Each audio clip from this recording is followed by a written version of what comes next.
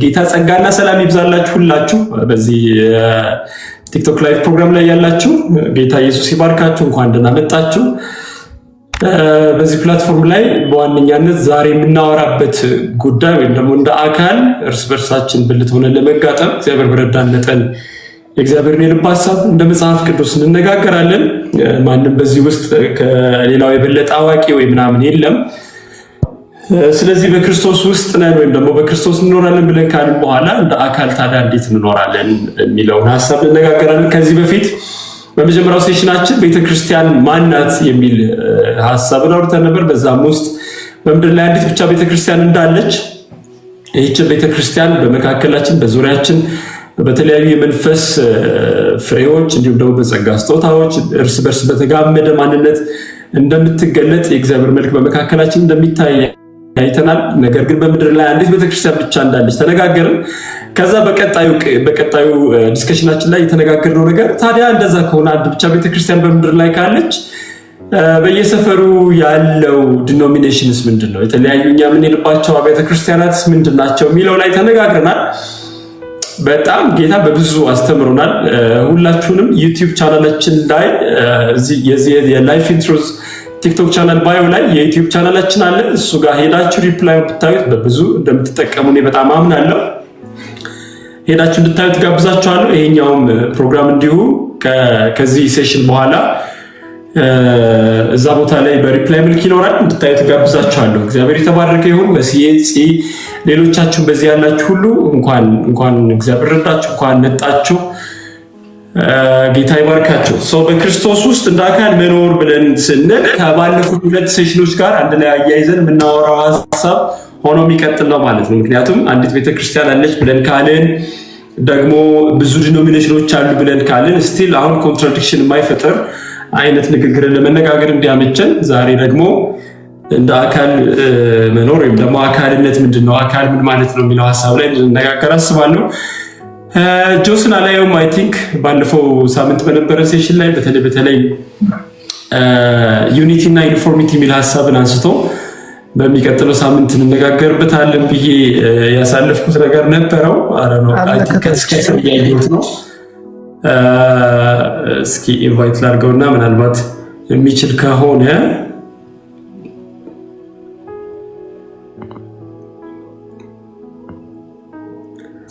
እሺ፣ ስለዚህ እንጀምር። የመጀመሪያው ጥያቄ የሚሆነው አይ ቲንክ ዲፋይን በማድረግ ነገሮችን ብንጀምር የተሻለ ይመስለኛል። ምክንያቱም በቃላት ዴፊኒሽን ውስጥ አብዛኛው በዛ ንግግር ውስጥ እግዚአብሔር ሊናገር የፈለገው ነገር ወይ ደግሞ በዛ ንግግር ውስጥ እኛ ልንረዳ የሚያስፈልገን ሚስጥር በውስጥ አብሮ ተቀምጧል ብዬ አምናለሁ እና አካል ማለት ምን ማለት ነው በሚለው ሐሳብ ብንነሳ በጣም ደስ ይለኛል። ጌቼ ትችላለህ? ከአንተ ልጀምር።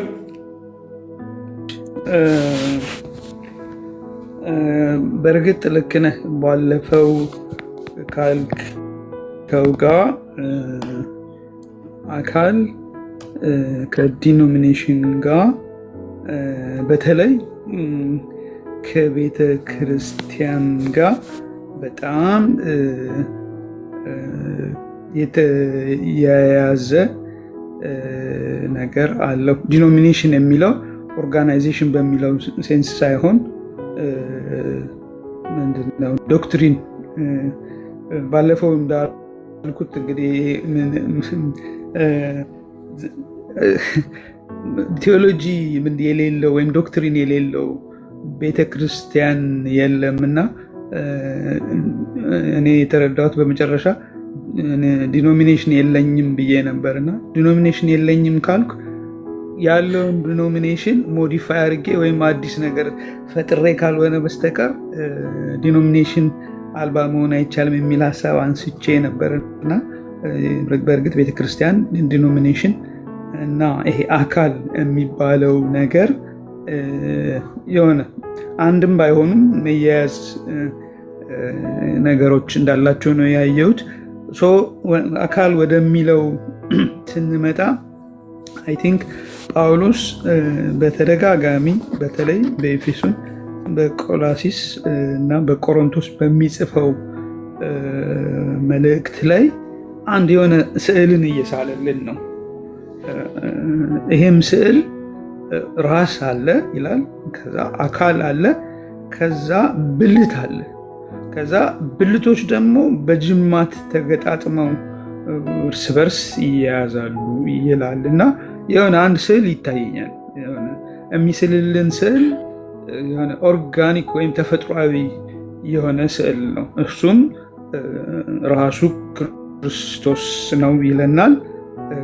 ከዛ እያንዳንዳችን ደግሞ እኔ ደስ የሚለኝ ከአማርኛው ትርጉም እንደው አበጀህ ያልኩት በእንግሊዝኛው ባይዘው ሜምበር ነው የሚለው። እዚህ ላይ እንግሊዝኛውን ምንድነው ቢት አድርጎታል ብዬ አስባለሁ። አማርኛው ምንድነው ብልት ነው የሚለው፣ አባል አይለውም። በእርግጥ ከዛ እነዚህ ቃላቶች በጣም ኪ የሆኑ ቃላቶችን በዋናው ማየት ጥሩ ነው። በተለይ አዮታ የሚባለው ሶፍትዌር ለዚህ ይረዳል። ይሄ አካልና ብልት ቦዲና ሜምበር የሚባለው ምንድን ነው ብዬ ሳይ አካልን ሶማ ይላል፣ ሜምበር የሚለውን ደግሞ ሜሎስ ነው ይላል እና በእርግጥ በትክክለኛው ብልት ነው። አንዳችን ለአንዳችን ብልቶች ነን። ልክ በአንድ አካል ውስጥ ብዙ ብልት እንዳለ፣ ነገር ግን ብዙ ብልቶች ደግሞ አንድ አካል እንደሆነ መጽሐፍ ቅዱስ አስረግጦ ያሳስባል። ስለዚህ አካል እንደዚህ ከሆነ ዲፋይን ብናደርገው በኤፌሶንም ላይ ያለውም በቆላስይስ ላይ ያለውም እንዲሁ ሮሜም ላይ እንደዚሁ ሀሳቡ አለ። እነዚህ ሰብሰብ አድርገን አካል ምንድን ነው ብለን ካልን የአካል መገለጫዎች ምንድናቸው የሚሉትን ምናልባት ካነሳቸው ወይም ጊዜ ካለን እንመለሳለን። በመጀመሪያ ግን አካል ምንድን ነው የሚለውን ስናይ መጀመሪያ ህያው መሆን ይጠይቃል። ከዛ ህያው መሆን ብቻ ሳይሆን ደግሞ ከአካል ጋር መያያዝ ይጠይቃል። ከራስ ጋር መያያዝ ይጠይቃል። እንደውም ብሬንዴዝ የሚባል ሰምታችሁ እንደሆን አንዴ እንደውም በኤቤስ ላይ ቀርቦ ነበር። አንድ ህፃን ልጅ ቾክ ኤክሰርሳይዝ ነው ምናምን ሲሰራ በብሬንዴዝ ለብዙ ጊዜ እንትን ብሎ ነበር። ከዛ ሞተ አልቲሜትሊ። እና ከአካል ጋር ግንኙነት አለው፣ እርስ በርስ ደግሞ ግንኙነት አለው። መጋጠምን ይጠይቃል፣ በጅማት መያያዝን ይጠይቃል። ስለዚህ አካል ማለት የኔ ዴፊኒሽን ሳይሆን መጽሐፍ ቅዱስን እዚህም እዛም ያሉትን ስንሰበስባቸው ህያው የሆኑና ከኢየሱስ ጋር የተጋጠሙ አማኞች ማለት እንደሆነ እናያለን እና ኤፌሶን 1:22 ላይ ራስ እንደሆነ ለቤተ ክርስቲያን ሰጠው ይላል። ኢየሱስም እርሷም አካሉ ናት ይችላል። ቆላስይስ በተለይ በቅንፍ ነው የሚያስቀምጠው ማለት ይቻላል። እርሱ የአካሉ ማለትም የቤተ ክርስቲያን ራስ ነው ይላል። ከዛ ሌላ ቁጥር 4 ላይ ስለ አካሉ በቅንፍ ቤተ ክርስቲያን በስጋዬ በክርስቶስ መከራ የጎደለውን እኔ ደግሞ እፈጽማለሁ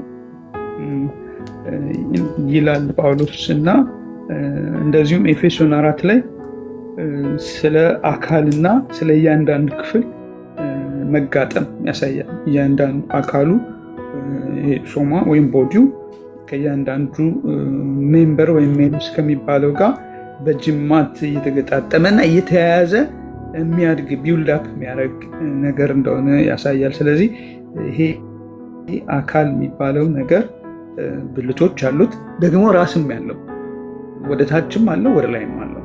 ስለዚህ ወደ ታች እርስ በርስ የተያያዙ፣ ወደ ላይ ደግሞ ከራስ ከሆነው ከክርስቶስ ጋር የተያያዙ እንደሆኑ እናያለን። ይሄ አካል የሚባለው ነገር ማለት ነው። ከዛ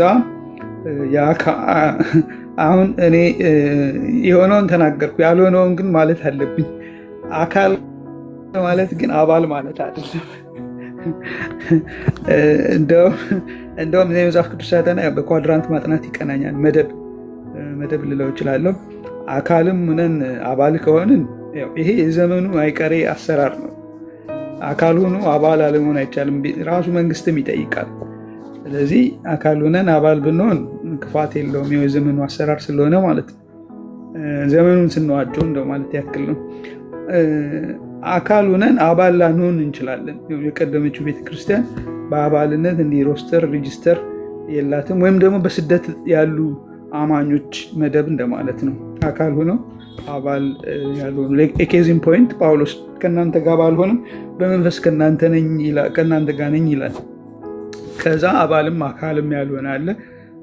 ገና እኛ ድረሱት ወይም ሂዱበት የተባልነው ነው። ሌላው ግን ትልቁ ተግዳሮት የዘመኑ አካል አልባ የሆኑ አባሎች አሉ። አውልጊቭ አስራቴን እኔ አልሄድም የሚሉ ማለት ሬጂስተር ላይ ያሉ ሮስተር ላይ ያሉ እነሱ ግን አይመጡም ወይም ኢንተራክት አያደርጉም። አካል ማለት ግን አባል ማለት አይደለም የሚለው ያልሆነውን ነገር ማየት ጥሩ ነው፣ የሆነውን ብቻ ጊዜ እንዳልወስድ እዚሁ ጌታ ይባርክ። ጌቼ በጣም ደስ ይለኛል። ምንድነው ዋናው ሀሳብ? ባለፈውም ስንነጋገር በተለይ ዲኖሚኔሽን ስንነጋገር በጣም ብዙ የማይመቹ ነገሮች ቢኖሩ ዲኖሚኔሽን ውስጥ ግን አንድ ሰው ብቻውን አካል መሆን አይችልም። ወይም ደግሞ ግዴታ ከሆነ ሰው ጋር ህብረት ማድረግ አለበት። አትሊስት ከሆነ ከሌላ ሰው ጋር ህብረት የሚያደርግ ከሆነ ደግሞ ቢያንስ የሆኑ ነገሮች ላይ ከዛ ሰው ጋር የማይስማማባቸው ግራውንዶች በእርግጠኛነት ይኖሩታል እየተባባልን እየተነጋገር ነበር እና ከሱ ላይ ተነስተን ጆስ አንድ ሀሳብ ይናገር ነበር። በጣም ሳምንቱ ሙሉ ሳሰላስል የነበረ ሀሳብ ነው እና አይ ቲንክ ዩኒቲ እና ዩኒፎርሚቲ የሚል ሀሳብን ነበር ጆስ ሲያወራ የነበረው እና ዛሬ ድሉ ልስተህና አካልነት ምንድን ነው የሚለው ጌች በተናገረው ሀሳብ ላይ ወይም ወደ መጽሐፍ ቅዱሳዊ አካልነት የሚለው ሀሳብ ሳንመጣ ማለት ነው እና ዩኒቲ ኤንድ ዩኒፎርሚቲ የሚለውን ሀሳብ ትንሽ ለውይይታችን መንደርደሪያም ሌላ መነሻ ስፕሪንግ ቦርድም እንዲሆነን ጆሲዬ ባለፈው ሀሳብህን እንድትቀጥል ትንሽ ድል ሰጣለሁ። እንዴት አመሻችሁ? ሰላም ነው ወይ? ሰላም። ማለ ከታች ሆኜ ላዳምጥ ነበር። ከዛ ሳስበው ለካ የተንጠለጠለ ሀሳብ አለን ሳምንት የጀመርነው እና መግባት ግድ አለኝ። ዩኒቲ እና ዩኒፎርሚቲ እኔ ራሴ በጣም እያሰብኩት ነበረ እና ካየነው በኋላ በደንብ ምንድን ነው አማርኛ አቻ እንትናቸው አንድነትና አንድ አይነትነት። አንድነት ዩኒቲ ሲሆን ዩኒፎርሚቲ ደግሞ አንድ አይነትነት አንድ አይነት ማለት ነው እና አንድ አይነት ከሆነ ልዩነቶችን ኳንቲፋይ አድርጎ ለማውጣት በጣም የሚከብድ ይሆናል። ላይክ ማስ ፕሮዳክሽን ለምሳሌ አንድ ማሽን የሆነ ነገር ፕሮዲውስ ያደርግልናል አይደል? የሆነ ጫጩቶች የሚፈለፍል ከሆነ አንድ አይነት ጫጩቶችን ይፈለፍላል እና ልዩነታቸውን ለማውጣት በጣም ይከብዳል። እኛ ግን ኢንፋሳይዝ እንድናደርግ እንድናተኩርበት እንደ ቤተክርስቲያን ደግሞ አንድ እንድትሆኑ አንድ መንፈስ አንድ ቤተክርስቲያን አንድ እምነት የተባለው አንድ አይነትነት ነው እና ወሰኑ ዮሐንስ 17 ላይ ፖስት እያደረገው ነበር እና አሁንም መልሶ ፖስት ኮፒ አድርጎ ፔስት ያደረገው በጣም ጥሩ ነው እና በዛ አንድነት ውስጥ ግን ልዩነት አለ። ያ ልዩነት መሰረታዊው ብለን ባለፈው ኮር ብለን ካነሳ ነው ኢሴንሻል ብለን ካነሳ ነው ጋር እስካልተፋለሰ ድረስ ልዩነቶች ይኖራሉ። እንደው ምን እያሰብኩኝ ነበረ በእምነት ደረጃ በማመን ደረጃ ጴጥሮስንና ቶማስን እያሰብኩኝ ነበረ ካወራን በኋላ ቶማስ ጌታ ኢየሱስ ክርስቶስ ተነስቶ እንትን ሲለው ካልነካው አይቶ አላመነም። ካልነካው አላምንም፣ ካልዳሰስኩ አላምንም፣ ቁስልህን ልዳስስ ብሎ ነው ያመነው። ጴጥሮስ ግን ብድቅ ብሎ ነው ጌታ ኢየሱስ ክርስቶስን የሚያምነው። የጴጥሮስና የቶማስ ይሄ ልዩነት አንድነታቸውን አልከለከላቸውም። በአንድነት ጌታ ላይ ያላቸውን አምላክነቱ ክርስቶስነቱ ላይ ያላቸውን ነገር አልከለከላቸውም። እንዴት ግን አፕሮች እንደሚያደርጉ በእምነት ደረጃ ልዩነታቸውን እናያለንና ያ በጣም እየገረመኝ ዝም ብዬ እንጂ ይሄ ለካ አንድ የሆኑት ራሱ እነዚህ ደቀ መዛሙርት ራሱ በጣም በብዙ ለካ ልዩነት ነበራቸው፣ ግን በአንድነት ደግሞ ክርስቶስ ኢየሱስ ክርስቶስን ይከተሉ ነበር፣ ያደምጡ ነበር የሚል እንትንና የታዘዝነው ይሄ ዩኒፎርም እንድንሆን ሳይሆን ዩናይት እንድናደርግ ነው በእምነታችን በሃይማኖታችን። እና እነዚህ ሰባቱ አንድነት ብሎ ኤፌሶን ላይ በተለይ የተጠቀሳቸው አንድነቶች እነሱ አንድነቶች ዩኒቲ እንድንፈጥር ነው እና ይሄ ዩኒቲ ወዴት ይወስደናል የሚለው እንግዲህ ወደ አካልነት ይወስደናል።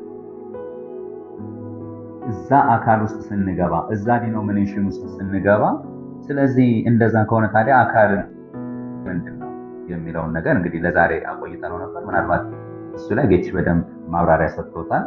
እኔ ሪፈር እያደረኩ የነበረው ቦታ ላይ ምን ይላል? አካልነት እንግሊዝኛው እንደውም ቦዲሁድ ወይም ደግሞ ኢንተርኮኔክትድነስ የሚል ነገር አየሁኝና በጣም ደስ የሚል ትርጓሜ ሆኖ አገኘሁት። ኢንተርኮኔክትድነስ ምን ማለት ነው? አማኞች አንድም ከኢየሱስ ክርስቶስ ጋር ሁለትም ደግሞ እርስ በርሳቸው ያላቸው ጥልቅ ሕያውና ተፈጥሯዊ የሆነ ትስስር ሪሌሽን የሚገልጽ መጽሐፍ ቅዱሳዊ ጽንሰ ሐሳብ ነው የሚል ዴፊኒሽን እያየሁ ደስ እያለኝ ነበር ስለ አካልነት እና አካል ሲል መጽሐፍ ቅዱሳዊ ጽንሰ ሐሳብ ነው። ኦሪጂናሊ መጽሐፍ ቅዱሳዊ ጽንሰ ሐሳብ ነው እና ተፈጥሯዊ የሆነ ትስስር ነው ከማን ጋር? እርስ በርሳችን እንዲሁም ደግሞ ከክርስቶስ ጋር በሚኖረን ህብረት ያለ የሚፈጠር ማንነት ነው፣ አይደንቲቲ ነው። ስለዚህ ቤተክርስቲያንን ስናስብ አካል ናት ብለን ስናስብ አካል እንደመሆኗ መጠን የምትንቀሳቀስ ፈንክሽን የምታደርግ በእኛ ውስጥ የምትሰራ በእያንዳንዳችን ውስጥ እርስ በርሳችን መገጣጠም ውስጥ የምትሰራ እንደሆነ ጭልጥ ይላል እና ምናልባት የሚገነቡበት አምዶች ይሄ አካልነት የሚገነባበት አምዶች ብሎ 4 ያስቀመጣቸው ፖይንቶች እያየው ነበር። ምናልባት ወደ ኋላ ላይ ልመለስና እነሱን 4ቱን አካልነት የሚገነቡበት ፍሎ እንዲኖረው ከጀነራል ተርሚኖሎጂ መውረድ ፈልጌ ነው። በአንዱ ዩኒፎርሚቲ እና ዩኒቲን ወደ አንተ ያመጣሁበት ምክንያት እችኛዋን ዲፈረንሺዬሽን ወይም ለዚህ ለይቶ ማወቁ ከዛ በኋላ አካል ወደሚለው ሐሳብ በደንብ ለመሄድና እኛን ደግሞ ወደፊት አሁን እንደምንነጋገረው ብልቶች ነን ብለን ስንል ምን ማለት ነው የሚለውን ሐሳብ ለማሳየት እንዲያግዘን በሚል ነው። አሁን እያየው ነበርና እኛ አንድ ሰው በተዋቀረበት ውቅር እንኳን ስንመለከት ትሪሊየንስ ኦፍ ሴልስ በሱ ውስጥ እንዳሉ ይነገራል። ከዚህ ውስጥ 206 አጥንቶች አሉት ወይም በእነዚህ ተጋጥሟል ብሎ ይላል። 78 ዲስቲንክት የሆኑ ኦርጋኖች ደግሞ እንዳሉት ይነገራል። ኢንተርምስ ኦፍ ሲስተም እንኳን 12 ያክል ኦርጋን ሲስተሞች እንዳሉት ይናገራል እና እነዚህ ሁሉ ተገጣጥመው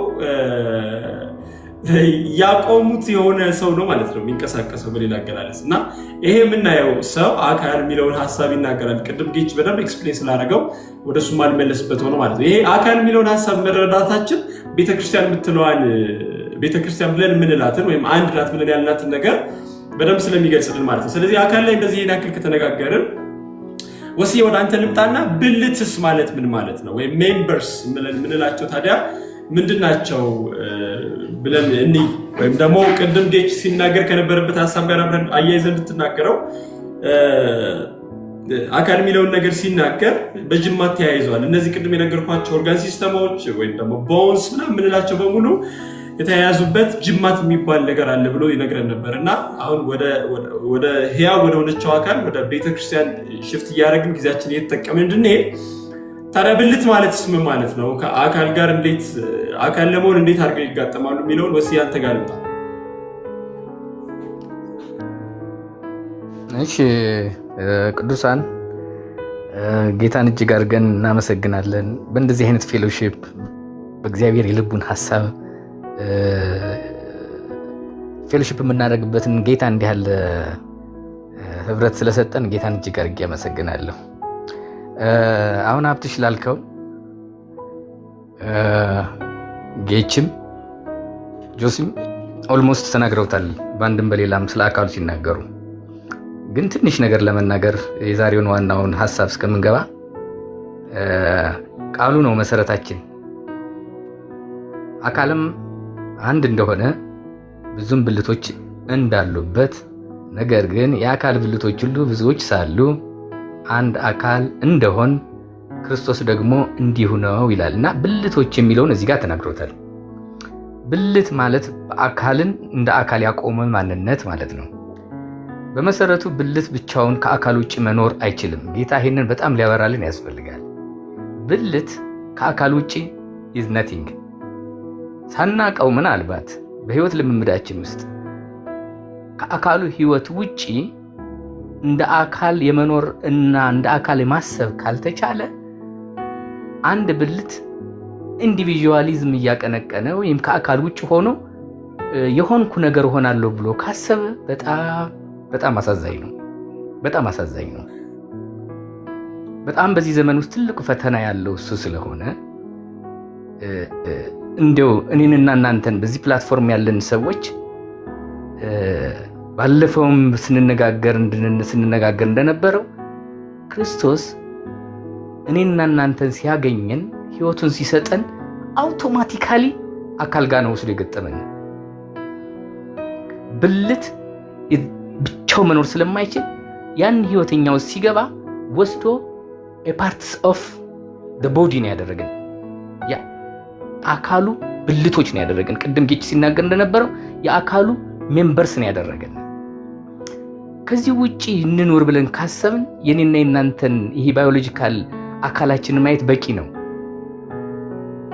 በኔና በእናንተ አካል ውስጥ ያለ አንድ ብልት እንዲው የሆነ ነገር ሆኖ እንዲው እጃችንን እናርገውና በወርቅ አጊጦ በወርቅ ሰዓት አጊጦ በቀለበት አቂጦ አይ እዚህ በጠቅላላ የተጠራቀምሽ የአካል ብልት ሁሉ እኔ ጋር ተደርሽም ብሎ ራሱን ነጥሎ ሜዳ ላይ ቢወድቅ ውበቱ አካል እንጂ ከአካል ውጪ ከሆነ አስፈሪ፣ አስደንጋጭ እንዲሁም በቃ ግራ የሚያጋባ ማንነት ነው የሚኖረው።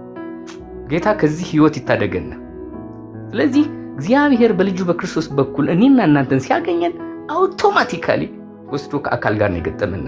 ከአካሉ ውጪ ምንም አይነት ህይወት የለንም። እንዲህ እንድናስብ የሚያደርግ ሆን ብሎ ሰይጣን ነው።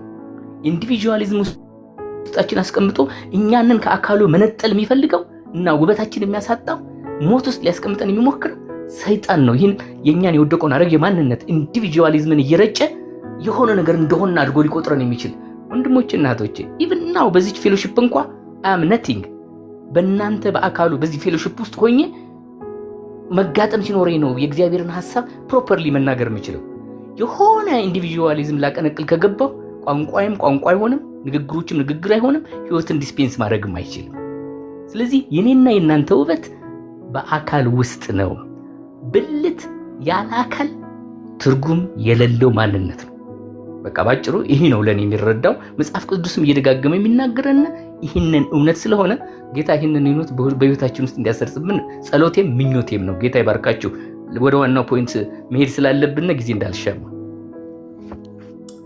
ጌታ ይባርክ። ወሲ አሁን ወደ አንቺ ነው መጣው።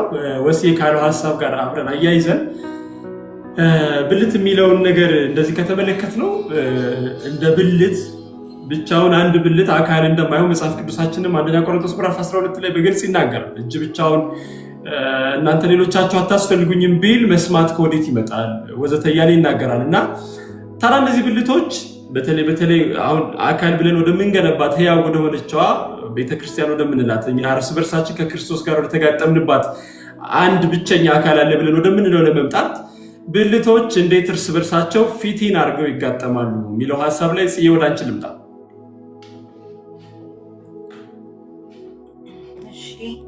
ተባረኩ። የሰማችሁ ነበር ሁላችሁንም። በጣም ደስ የሚል ሐሳብ ነው ያወራን ያለነው። አሁን እንዴት ነው ብልቶች ቀጥታ ወደ ጥያቄው ብልቶች እንዴት ይጋጠማሉ የሚለውን ሐሳብ ለመስጠት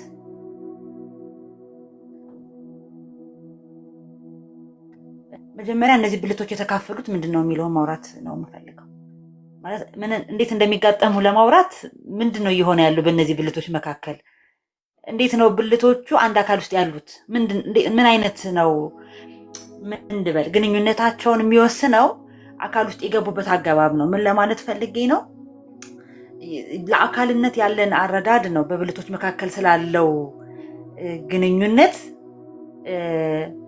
ያለንን እይታ የሚወስነው ማለት ነው። እና እኔ ባለፈው በመጀመሪያው ስለ ቤተክርስቲያን ስናወራም እያልኩኝ ነበርና በተለይ አሁን አካልነትን በተለያየ መልኩ ብናየው ለምሳሌ እንደ ኦርጋናይዜሽን ማየት እንችላለን። አካልን ቅድም ሀብት እያልክ እንደነበረው እንደ ኦርጋኒዝም ማለት ሊቪንግ ኦርጋኒዝም የኛን የሰውን አካል ወስደን ማየትም እንችላለን። አካልን እንደ ሲስተም ማየት እንችላለን። ይሄ የማኔጅመንት ኮንሰፕት ማለት ነው። እነዚህ ሁሉ ግን የሚገርመው አካልን በቤተክርስቲያን እይታ ውስጥ ለማየት በጣም ይጎሉብናል፣ ያንሱብናል። ምክንያቱም ማለት አምጥተህ እዚህ ጋር የሆነ ፕሮቶታይፕ የምታደርገው አይነት አይደለም። ምን ሆኖ ነው ታዲያ መሆን የማይችለው ብዬ ሳስብ መሆን የማይችለው ሜካኒካል አይደለም። የሆነ ግንኙነቱ እንትንና እንትን ብለህ የምታወራውም አይደለም፣ ሪሌሽናልም አይደለም። የሆነ መተጋገዝ ምናምን መያያዝ ምናምን ብለህ መዋደድ የምትለውም አይደለም። ባይዘዌ እንትን ነው፣ ኦንቶሎጂካል ነው፣ የሆነ ኢሰንስ ነው። ገብቶሃል? ህይወት ነው። ምክንያቱም የአንድ አካል ክፍል ያደረገን ከአንዱ የምንቀበለው ህይወት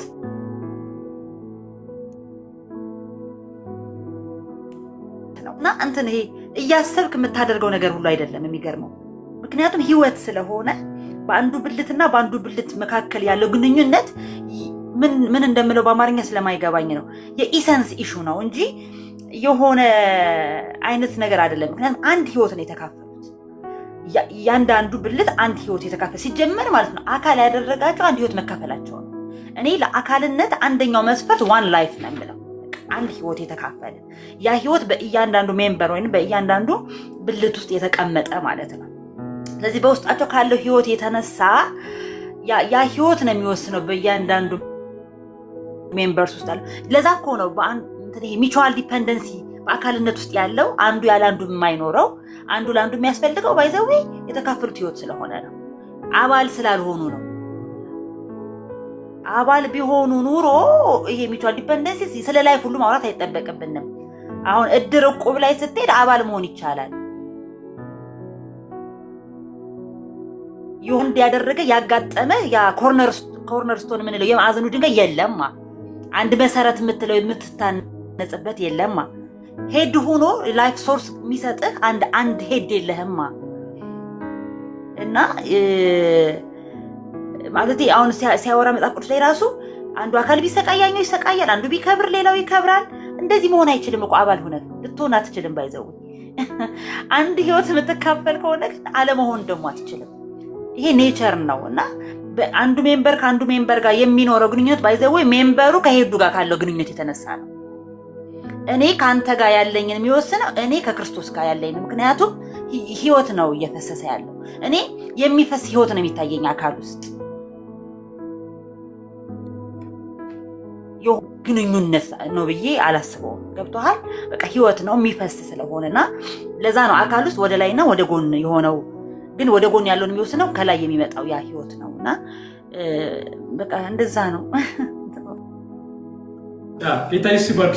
ምንድነው ዋናው ሐሳቡን እንደዚህ ያጠበቅኩት ልመጣ የፈለኩበት ምክንያት አሁን ጽዮን ካለችው ሐሳብ ጋር እያንዳንዳችን ብልቶች ከሆንን ልክ ቅድም እንዳልኳቸው አንድ ሰው በሚባለው ማንነት ውስጥ ኢንትሪሊየንስ የሆኑ ሴሎች እርስ በርሳቸው ተስማምተው ኦርጋን ሲስተሞች ኦርጋንስ ምናምን የምንላቸው በሙሉ እርስ በርስ ተስማምተው አንዳቸው ያላንዳቸው መኖር ስለማይችሉ ኤግዚስተንስ ራሱ የሚለው ነገር በዛ ውስጥ ስለሌለ እርስ በርስ ካልተጋጠሙ ከተለያዩ ስለሌለ የግዴታ እርስ በርስ የሚፈላለጉ ይሆናሉ። ቅድም ጌቼ ሲል እንደነበረው በጅማት የተጋጠሙ በደም ስር የተጋጠሙ እርስ በርስ ኢንፎርሜሽን ፍሎ የሚያደርጉ ነርቬስ ሲስተም ያላቸው ምናምን ሆነው ይሰራሉ ማለት ነው።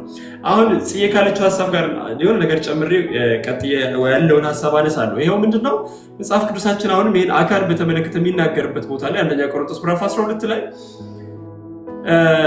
ከአንዱ መንፈስ ጠጥተናል ነው የሚለው። አንዱን መንፈስ ጠጥተናል ከአንዱ መንፈስ ተጠምቀናል ብሎ ነው የሚናገረው። እያለን ያለው በሌላ አገላለጽ ልክ ጌች ባለፈው ሳምንት አንድ ነገር ይል ነበረው። ወደ ሰማርያ አካባቢ ላይ ያሉ ሰዎች ጋር ሲደርሱ እሳት ከሰማይ ወርዶ ይብላቸው በል እንደ ኤልያስ ባሉበት ጊዜ እንዴት አይነት መንፈስ ነው የሆነላችሁ ብሎ አላቸው ይል ነበርና ይሄው ምን ማለት ነው? የጠጣ ነው ያ መንፈስ ዲስፕሌይ እንድናደርገው የሚያስፈልገው ህይወት እርስ በርስ እንድንጋጠምበት እንድንዋደድበት የሚፈልገው ማንነት ተመሳሳይ ነው ማለት ነው። ይናገራልስ እርስ በርስ የሚደጋገፍ እርስ በርስ የሚቀባበል ማንነትን እንዲያመጣ ይሆናል ማለት ነው።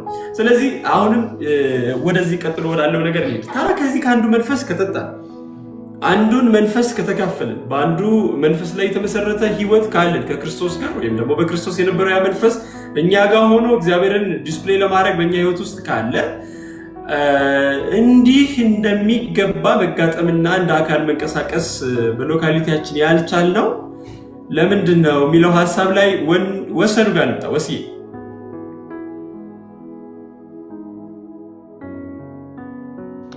ኦኬ ሀብትሽ በዚህ ሳምንት ያው እንደ ካፕሽን ወይም ደግሞ እንደ ርዕስ አድርገህ ካስቀመጥከው ሀሳብ ላይ አንዱ እንደ ክርስቶስ አካል መኖር በሚለው ሀሳብ ውስጥ ብዙ ስለ አካል አወራን፣ ብዙ ደግሞ ስለ ብልት አወራን። ደን መጽሐፍ ቅዱስም ስለዚህ እየደጋገመ በየክፍሎቹ ሮሜን በለው ቆሮንቶስም እንበለው ኤፌሶንም እንበለው በተለያየ መልኩ ስለ አካልና ስለ ብልት የእግዚአብሔር ቃል እየደጋገመ በአዲስ ኪዳን በብዙ ይናገራል። then where is the reality of this truth ነው የዚህ እውነታው ልምምዱ መሬት ላይ ያለው እውነት እንዴት ነው? በምን ሁኔታ ነው ያለው? እንዴትስ ነው ደግሞ እንደ ክርስቶስ አካል መኖር የሚቻለው? how can we live as the body of Christ እንደ ክርስቶስ አካል እንዴት ነው የምንኖረው የሚለው በጣም በሚገርም ሁኔታ እግዚአብሔር በጣም በብዙ ኢንላይትንድ እንዲያደርገን የሚያስፈልግ ትሩዝ ነው ያለውና ትልቁ ዋናው ይሄ አሁን እየተነጋገርን ያለንበት ርዕስ የእግዚአብሔር የልቡ ሐሳብ ነው። የእግዚአብሔር የልቡ ሐሳብ ነው። እግዚአብሔር የሰው ልጆች ከኃጢአት አድኖ ወይም ደግሞ በክርስቶስ ኢየሱስ ዳግመኛ ሲወልደን ሲበጀን ብዙ ጊዜ ያለን ሴንቲሜንታል እውነት ነው ከዘላለም ሞት አምልጠን ወደ መንግስተ ሰማይ ወይም ወደ ሰማይ መሄድ ነው። በቃ ትልቁ ፖይንታችን ከዘላለም ሞት አምልጠን በቃ የምንጠብቀው ወደ ሰማይ መሄድ ነው ወይ ደግሞ ወደ መንግስተ ሰማይ መሄድ ነው። እውነት ነው። ትልቁ ነገር አንዱ ይሄ ነው። ግን የእግዚአብሔር ኢንቴንሽን ግን ምድር ላይ ፕሮዲዩስ ያደረጋት በሞትና በትንሣኤ ያፈራት የክርስቶስ አካል የምትባል ነገር አለች። ባለፉት 2 ሳምንትም እየተነጋገርን ስንመጣ ስናወራው የነበረው ነገር የእግዚአብሔር ኢንቴንሽን እኔና እናንተን ያዳነበት መንገዱ ዋናው የዘላለም ሐሳቡ በምድር ላይ መንግስቱን ማግኘት ይፈልጋል፣ አካሉን ማግኘት ይፈልጋል። የሱንን ኤክስፕሬሽን የምታደርግ እሱን የምትወክል ከብዙዎች የሆኑ ክርስቶስ አካል ራስ ይሁንላትኝ ከብዙዎች የሆነ እኛንን ሜምበርስ ብልት ማግኘት እግዚአብሔር ይፈልጋል። ስለዚህ ይህንን እውነታ በደንብ አንዱን ማቀንቀኑ ትልቁ ወሳኝና ይህንን መረዳት በጣም አስፈላጊ ነገር ነውና ታዲያ እንደ ክርስቶስ አካል መኖር ማለት በተግባር ምን ማለት ነው? እንዴት ነው የምንኖረው ስንል እኔ 1 2 3 4 ነጥቦችን ፈጠን ብዬ ልናገር። አንደኛው ሀብትሽ ይህንን በቲክቶክ የጀመርከው ርዕስ ላይ አንዱ ስለ አካል ነው እየተናገርን ያለነው። ኢቭን ዛሬም እንኳን የምናወራው ዝነን ነው። ቤተክርስቲያን ድርጅት ሳትሆን ያው አካል ናት እያልን በዚህ አግሪመንት ወይም በዚህ መረዳት በዚህ ኢንላይትመንት መጠናል። አንዱ ትልቁ ይሄ የምንለው ክርስቶስን እንደ አካል ለመኖር አንዱ ስፕሪንግ ቦርዱ ቤተክርስቲያን ድርጅት ሳትሆን ኦርጋኒክ ናት የሚለውን በጣም ኢንላይትድ መሆን ያስፈልገናል። በጣም ይሄ የቃሉ ብርሃን ሊያገኘን ያስፈልጋል። ቅድምም ስንነጋገር እንደነበረው ኦርጋኒክ ናት ስንል የሰውነቶቻችን ክፍል እንዳየ ነው። በሰውነቶቻችን ክፍል ያሉት ብልቶች ተጋጥመው አካል የሚባለውን ፕሮዲዩስ እንዳደረጉት እኛ የተጋጠምነው በህግ በስምምነት በተለያዩ ነገሮች ሳይሆን በክርስቶስ ኢየሱስ በተለቀቀው ህይወት ነው። ቅድም ጸዲ ስትናገር የነበረው ያ ህይወት ነው ያጣመረን። ያ ህይወት ነው አንዱ ህይወት ነው ወደዚህ የአካሉ ማንነት ያመጣል። ይህንን በደንብ አድርጎ ኢንተርናላይዝ ማድረግና ይህንን ህይወት መለማመድ ይጠይቃል። አንዱ ነጡ እሱ ነው፣ ይህንን እውነት አለመኖር። ሁለተኛው ከኔነት መውጣት ማለት ነው። አዎ ልመጣበት ነው። ሁለተኛው ግላዊነት ወይም ደግሞ ሰልፍ የምንለው በመስቀሉ መሻርና ክርስቶስን መኖር የሚያመጣው አንዱ ይህ ነው። የመስቀሉ ህይወት አለ። ብዙ ጊዜ መጽሐፍ ቅዱስ የተናገረውን እውነት ዲና የምናደርግባቸው ወይም ደግሞ ለምደናቸው የምናልፋቸው ነገሮች አሉ።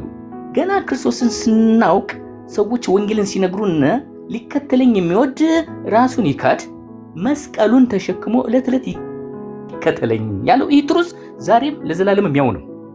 ለምን? አንዳንዴ ክርስቶስን እንደ ግል አዳኝ አድርገን አምነን ከመጣን በኋላ ሰልፍ የሚባል ማንነት በእኛ ላይ እያደገ ይመጣል። እያደገ የሚመጣውን ያን ሰልፍ ማንነት ሳናውቀው በውስጣችን እየጨመረ የሚመጣውን ተርሚኔት የሚያደርገው መስቀሉ ነው። መስቀሉ በእኔና በእናንተ ኦፕሬት እንዲያደርግ ስንፈቅድ እኔነት ተርሚኔት ይሆናል። እኔነት ተርሚኔት ከሆነ በአካሉ ህይወት ውስጥ የክርስቶስን የአካሉን ህይወት መለማመድ እንጀምራለን። ዛሬ በአካል ውስጥ እንዳንኖር በአካሉ ውስጥ ኮርፖሬትሊ እንዳንመላለስ ትልቁ ጠላት ኢንዲቪጁዋሊዝም የሚያደርገን ይህ ሰልፍ የሚባለው አውሬ ነው። ሰልፍ የሚባል ማንነት ነው። ስለዚህ እሱ ሰዓትና ጊዜ እየጠበቀ በሆነ አጋጣሚ ወደ ላይ የመውጣት ራሱን ሬዝ ማድረግ ማንነት አለው። ስለዚህ እሱን ማን ነው የሚያቆመው? መስቀሉ ነው የሚያቆመው። ለዚያ ነው እኮ ጌታ ሊከተለኝ የሚወድ ራሱን ይካድ ካለ በኋላ ዝም አላለም። መስቀሉን ተሸክሞ ዕለት ዕለት ይከተለኝ። ምክንያቱም ይሄ እኔነት የሚባል ጊዜና ሰዓት እየጠበቀ በሁኔታዎች ማበጥ ስለሚጀምር ራሱን ዲስፕሌይ ማድረግ ስለሚጀምር ክርስቶስን የመሸፈን ማንነት አቅምና ጉልበት ስላለው ተርሚኔት እንዲያደርገው የሚችለው መስቀሉ ነው። እግዚአብሔር የመስቀሉን ህይወት ያለማምደን። ይሄ ሲሆን ያንን የምንፈልገውን የአካሉን ህይወት በአካል ውስጥ የመጣመርን ህይወት እኔነትን ኒል ማድረግ ወይም እኔነትን ባዶ ማድረግ እያደረገው የሚመጣ የመስቀሉ ህይወት ኦፕሬት እንዲያደርግ መፍቀድ በጣም አስፈላጊ ነው። ጌታ ይርዳን። ይህ ከንግግር የዘለለና እንዲሁ ኤክስፔሪንሻል ህይወት እንዲሁ ምክንያቱም የመስቀሉን የዚህ ዘመን ክርስትና መስቀሉን ጃምፕ የሚያደርግ ህይወት ነው። መስቀሉን ዲናይ የሚያደርግ ህይወት ነው። መስቀሉን ዲናይ አድርጎ በአካሉ ህይወት ውስጥ ወይም ደግሞ ትንሣኤ በሆነችው በቤተክርስቲያን ህይወት ውስጥ መመላለስ አይቻልም። ሁል ጊዜ መስቀሉን በእኔና በእናንተ ህይወት ውስጥ ኦፕሬት ማድረግ ሲጀምር ያንን የምንለውን የክርስቶስን የአካሉን ልምምድ አካላዊ ልምምዱን ወይም መኖሩን እናመጣለን ማለት ነው። ሌላው ሶስተኛው ነጥብ በዚህ ጉዳይ ላይ አንዱ ትልቁ ነገር ይህንን የሚያደርገው በተዋሃደው መንፈሳችን ውስጥ መሆን ነው። መጽሐፍ ቅዱስ መጀመሪያው አዳም ያው ነፍስ ሆነ ካለ በኋላ ሁለተኛው አዳም ህይወትን የሚሰጥ መንፈስ ሆነ። ለምን? እሱ እንደ መንፈስ እኔና እናንተ ክርስቶስን ስንቀበለው ሙት ለነበረው መንፈሳችን ህይወትን ሰጥቶ ተጋጠመ። ጌታ ይመስገን። ስለዚህ ይህ የተጋጠመው መንፈስ ለዛ ነው እኮ ከጌታ ጋር የሚተባበር አንድ መንፈስ ነው ይላል። when we are cooperate ክርስቶስን እንደ ግል አዳኝ አድርገን ስናምን ክርስቶስን እነሆ ጌታችን ነው ስንል at that time our spirit mingled with the divine spirit። እኔና እናንተን ከሌሎች ሰዎች የሚለየን ያው የሆነ መንፈስ ስላለን ነው። ይህ መንፈሳችን ከጌታ መንፈስ ጋር ሲጋጠም አንድ መንፈስ ሆኖ that is a new man አዲሱ ሰው የምንለው መንፈሳችን ውስጥ ፕሮዲውስድ ሆኗል። ይሄ ያደገ ሲመጣ ነው ነፍሳችንን ሰብዱ እያደረጋት ነፍሳችንን እየሰረጻት ነፍሳችንን እያስገዛት በዚህ ማንነታችን ክርስቶስ እንዲገለጥ የሚያደርገው ይህ ማንነት ሲኖር ነው። በአካል ውስጥም እንድንኖር የሚያደርገን የነፍሳችንን ማንነት ይህ በተዋህዶ መንፈሳችን ውስጥ ያለው ማንነት እድል ፈንታ እያገኘ ሲመጣ ነው። ለዚያ ነው ከጌታ ጋር የሚተባበር አንድ መንፈስ ነው። when we are cooperate with him we become one spirit with him። እዚህ ውስጥ ስንሆን ያንን የምንፈልገውን ማንነት ማምጣትና መኖር እንችላለን። አራተኛው የሁሉም ብልቶች አሰራርን ይህንን መቀበል ነው። ይህ ፋንክሽናሊዝም ባለፈው ስንነጋገር ተነጋግረናል። ትልቁ ሰይጣን የሰራው ስራ በአካል ውስጥ ያለን ብልት ፋንክሽናሊቲ ተርሚኔት ማድረግ ነው። ባለፈው ተነጋግረናል። አንድ ዋን ማን አሁን ቤተክርስቲያን እኮ በዚህ ዘመን ዋን ማን ነች። በአብዛኛው ዋን ማን ነች። ይሄ አካሉን ዲፎርምድ ነው የሚያደርገው። ስናወራ የነበረውን ስለ ብልት ያለው ንግግራችንን ብልቶቹን ክሪፕልድ ነው የሚያደርጋቸው። መጽሐፍ ቅዱስ እንደሚል የኔና የናንተ በአካል ውስጥ የመጋጠም ጌታ በሰጠን ጸጋ ቤተክርስቲያንን ለማነጽ የሰጠንን ጸጋ የሚያዳፍን ነው። ስለዚህ እንደ አካሉ ህይወት እንዳንኖር የሚያደርግ ቁመና ያላት ህይወት እንዳንኖር ከሚያደርገው ነገር አንዱ የአካሉን ፋንክሽናሊቲ የሚያጠፋ ሲስተም አለ። ከዚህ ማምለጥ ነው። ኢቭን ናው አሁን በዚች በምንነጋገራት እንኳን የአካሉን ማንነት ኤክሰርሳይዝ ማድረግ ይጠበቅብናል። ወሰኑ ብዙ ማውራት የለበትም። ጌችም እንደዚሁ ሌሎቻችንም እንደዚሁ። ለምን? የአካሉ ፋንክሽናሊቲ የሚመጣው በእኔና በእናንተ ውስጥ ባለ ያው መንፈስ ውስጥ ጌታ ሲናገር ሲንቀሳቀስ ያንን ነው መተናነጽ የሚመጣው፣ ያንን ነው የአካሉ ግንባታ የሚመጣው። ከዚህ የተነሳ የክርስቶስን የአካሉን ህይወት መኖር እንችላለን፣ መለማመድ እንችላለን። ሌላው ዋናው ትልቁ ነገር የአካሉን አንድነት በአጥቢያ ቤተክርስቲያን መጠበቅ በጣም አስፈላጊ ነው። የአካሉን አንድነት በአጥቢያ ቤተክርስቲያን መጠበቅ ማለት ባለፈው ስንነጋገር እንደተነጋገር ነው በአጥናፍ ዓለም አንድ አካል አለ፣ ቤተክርስቲያን አንድ ናት ብለን ተነጋግረናል። ግን በያለንበት ሎካሊቲ የክርስቶስ ኢየሱስ አካል አለች። የዛች አጥናፍ ዓለሟ ነጸብራቅ አለች። ባህር ዳር ላይ አለች፣ አዲስ አበባ ላይ አለች፣ በየትኛውም ሎካሊቲ ላይ አለች። በዚህ በልዩነት በስም በተለያየ መከፋፈል ሳይሆን ይህንን የአካሉን አንድነት ይህንን እውነታ በመጠበቅ ልዩነት በሌለው በዛ ከተማ ካሉ በክርስቶስ ኢየሱስ ዳግመኛ ከተወለዱ ከወንድሞችና ከእህቶች ጋር ያለምንም ልዩነት መጋጠም አስፈላጊ ነው። ልዩነትን በማጥፋት መጋጠም አስፈላጊ ነው። ጥቃቅን ልዩነቶችን እየነቀልና ዋናው መሰረት የሆነውን የክርስቶስን ኢየሱስን የአካላዊ አንድነት ማፍረስ የለብንም። ስለዚህ ይህንን ስንለማመድ ይህን ስንኖር ያንን የምንፈልገውን የክርስቶስን የአካሉን ማንነት ማምጣት እንችላለን፣ መለማመድ እንችላለን፣ እንደ ክርስቶስ አካል መኖር እንችላለን። ጌታም በዚህ ይደሰታል። ሁልጊዜ እንደምለው እግዚአብሔር በዚህ መልኩ ቤተክርስቲያንን ሲያገኛት ሙሽራው ኢየሱስ ይመጣል። ክብር ለእግዚአብሔር ይሁን። ጌታ ይባርካችሁ። አሜን። ወስዬ ጌታ ኢየሱስ ይባርከን። በዚህ ባለችን አጭር ጊዜ ውስጥ ዝም ብለን ነካ ነካ እያደረግን የምንሄደው ከዛ ላይ ብዙ የሚዘረዘር ነገር አለ። እያንዳንዱ የምናወራቸው ነገሮች በጣም ሰፋፊ ሀሳቦች ናቸው። ግን አትሊስት የሆኑ ፒንፖይንት የምናደርጋቸውን ነገሮች ብናወራ ሰዎች በዛ ውስጥ ሊያገኙ የሚችሉትን ዋና ሀሳብ እንዲረዱ ነው። አሁን ወሲም ካነሳው ጥያቄ አንጻር ለምንድነው እንደ አካል ታዲያ ተጋጥመን የሚገባውን ዲስፕሌይ ማድረግ ያለብንን ነገር ዲስፕሌይ ማድረግ ያልቻልነው የሚለውን ሀሳብ አሁንም ትንሽ ጠበብ አድርገውና መጽሐፍ ቅዱስ አይ ቲንክ አንደኛ ጴጥሮስ ምዕራፍ 1 ላይ ይመስለኛል 1:2 ላይ ሕያው ድንጋይ ወደ ሆነው ወደ እሱ ሕያዋን ድንጋዮች እየሆናቸው ተሰሩ ነው የሚለው። ወይም ደግሞ አንድ አካል ለመሆን ተሰሩ ብሎ ይናገራል እና የእግዚአብሔር ማደሪያ ሕንፃ ለመሆን ተሰሩ ብሎ ይናገራል። አሁንም ቅድም ስንነጋገር ራስ የሆነው ክርስቶስ ያለውን ያንን ሀሳብ የነበረውን ያንን ፍሬ የነበረውን ያንን ምልልስ የሚገልጡ እርስ በርሳቸው በመንፈስ የተዋሃዱ ፍቅር በሚባል ልክ ጅማት እንደምንለው በሰው አካል ውስጥ እርስ በርስ በፍቅር የተጋጠሙ የራስን ፈቃድ በመላ ማንነታቸው ውስጥ በአካላቸው ውስጥ ወይም ደግሞ አካል በሚባለው በብልቶች የተጋጠመ ማንነት ውስጥ ዲስፕሌይ እንዲያደርጉ ያስፈልጋል። እና ጌቼ አሁን ወደ አንተ ነው መጣው የምጠይቀው ጥያቄ ደግሞ ምንድን ነው? መጽሐፍ ቅዱሳችን አንደኛ ዮሐንስ ምዕራፍ 4 ላይ ይመስለኛል ባልሳሳት እንግዲህ የእግዚአብሔር ልጆች ልንሆን አብ እንዴት ያለውን ፍቅር እንደሰጠን እዩ ብሎ አሁን ገና ምንም ያንን የሚመስል ማንነት እንደሌለን ወይም ደግሞ ገና ተሰርቶ ያላለቀ ማንነት እንዳለን ይናገርና ስንሄድ ግን እሱን እንድንመስል እናውቃለን ብሎ ይላል። እና ታዲያ ጌታ ኢየሱስ በዮሐንስ ወንጌል ምዕራፍ 17 ላይ እኛ አንድ እንደሆንን ብሎ ከአባቱ ጋር ያለውን ፍጹም የሆነ ህብረት ተናግሮ እነሱ ደግሞ አንድ የሆኑ ዘንድ ብሎ ያለውን ቃል እንዴት ታየዋለህ? ወይም ደግሞ አሁን በምድር ላይ ባለን ምልልስ ውስጥ ወሲካለው እኔ አሁንም ከተናገርኩት ነገር አንጻር ፐርፌክትሊ በጣም አላይን ያደረገ አካል ወይም ደግሞ በሐዋርያት ሥራ ምዕራፍ 2 ላይ ሁሉ ነገራቸውን ጥለው ተሰባስበው መንፈስ ቅዱስን ኢንቫይት ባደረጉበት በዛ ማንነት ውስጥ የተገኘች ቤተክርስቲያን አካል ዲስፕሌይ ታደርጋለች ብለህ ታስባለህ ወይ የሚለውን ሀሳብ ላይ ታወጣት።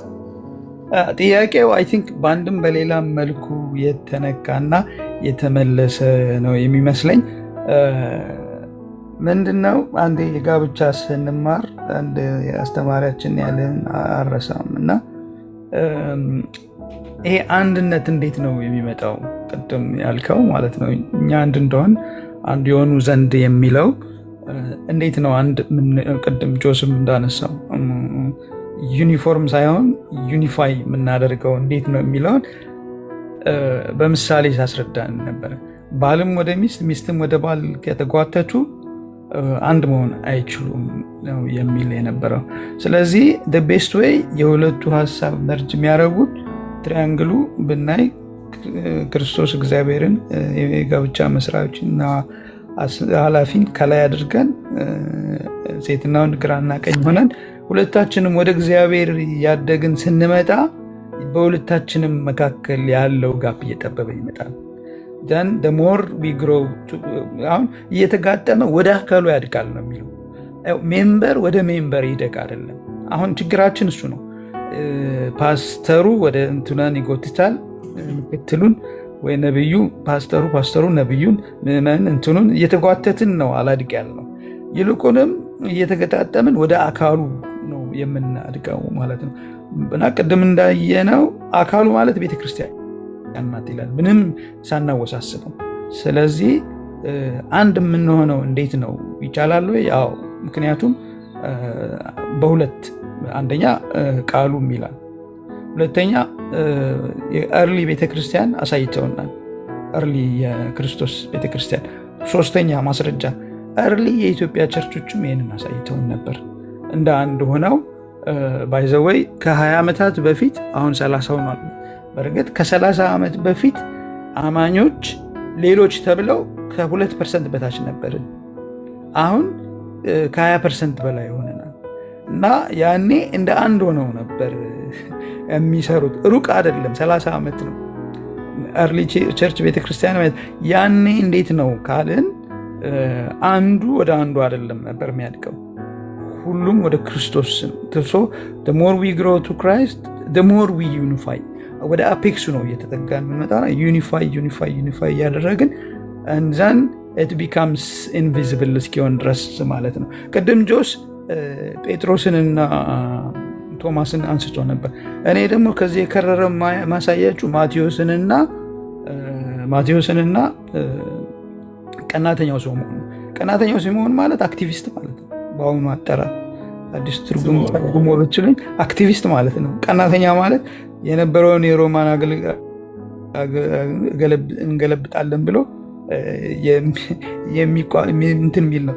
ማቴዎ ደግሞ በተቃራኒ ለገዢው መደብ የሚሰራ ሰው ነው። እና የእንትኖችን ስብጥር ስናይ አንድ አለመሆን አይደለም፣ ተቃራኒ ናቸው። እኛ በምንለው በአሁኑ ኮንቴክስት ምን ማለት ነው? አሁን በጣም ራዲካሊስት ነው ማለት ይችላል። ራዲካሊስት አሁን ጠበብ በምናርገው ብትል የብልጽግና ተቃዋሚ መጥራት ማልፈልገው እንደማለት ነው። እንደዛ ነው። እና ሁለቱም ወደ አካሉ ሲያድጉ ደግሞ ዘይ ቢካመር እርሊ ላይ ሲጣሉ ነበር። ከዛ ማንረሳቸው ደግሞ ወልደ ነጎድጓዶች አሉ። ሰን ኦፍ ተንደርስ ዴር ቴንደርስ ከአባታቸው የወረሱት እርስ በርሳቸውም ተንደርስ ናቸው። እንደውም ግራና ቀኝ እኛን አድርገንና 10 የራሳቸው ጉዳይ የሚሉ ማለት ነው። እና ሁሉም ግን as they grow towards Christ ምንድነው ልዩነቱ ይጠባል። ልዩነቱን በማጥበብ አይደለም የሚጀመረው። ሁላችንም towards the apex ማደግ በጀመርን ጊዜ ትራያንግሉ ከታች እጅግ ሰፊ ነው። በቋንቋ፣ በዘር፣ በነገድ፣ በሃይማኖት፣ በአጸላለይ ስታይል፣ በመዝሙር ምርጫ፣ በአለባበስ ምርጫ ብላ ብላ ብላ ብዙ የተለያየንን ግን the more we grow towards Christ ምን ሆነን ነው ግን ያኔ እንደዚህ የተጣላ ነው ሁሉ ልንል እንችላለን፣ በራሳችን እስክናፍር ድረስ ማለት ነው። አሁን የራሴን ዞር ብዬ ሳይ ምን ሆኜ ነው ግን ያልኩት ብዙ እንትን አለ እና እንደዛ ነው የሚሆነው ብዬ አስባለሁ።